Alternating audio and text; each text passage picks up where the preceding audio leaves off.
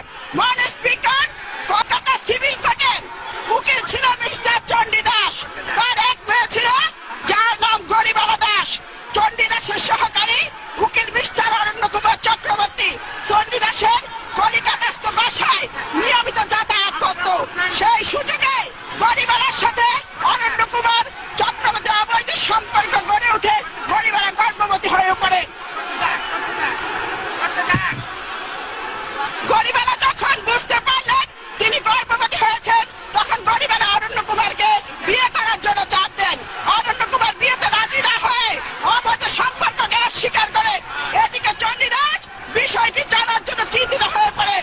এরই মধ্যে গরিবালা 12/12/1920 তারিখে একটি পুত্র সন্তানের জন্ম দেয়। তার নাম হয় দেবদাস চক্রবর্তী।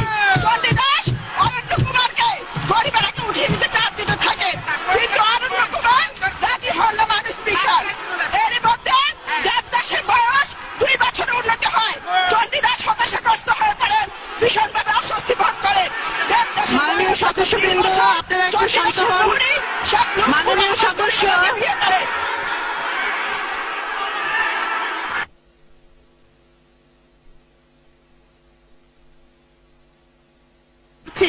মাননীয় সদস্য, আমি আপনার দৃষ্টি আকর্ষণ করছি।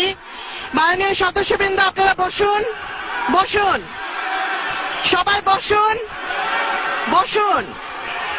মাননীয় সদস্য, আমি আপনার দৃষ্টি আকর্ষণ করছি।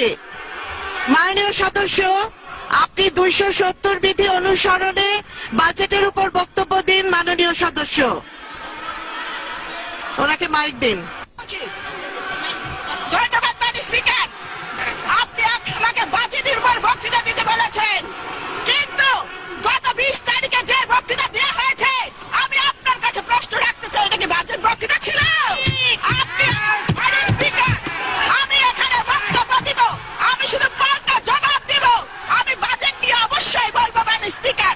আর আপনি আমার শব্দের মধ্যে এক্সপান্স করার মতো কোনো শব্দ পাবেন না মাননীয় স্পিকার। লেট মি সে মাননীয় স্পিকার, মাননীয় স্পিকার, জনাব মাল মুহিত যে বাজেট দিয়েছেন, এই বাজেট এদেশের মানুষের হতাশা ক্ষুব্ধ হৃদয়ে বেদনার দীর্ঘশ্বাস। মাননীয় স্পিকার, মাননীয় স্পিকার,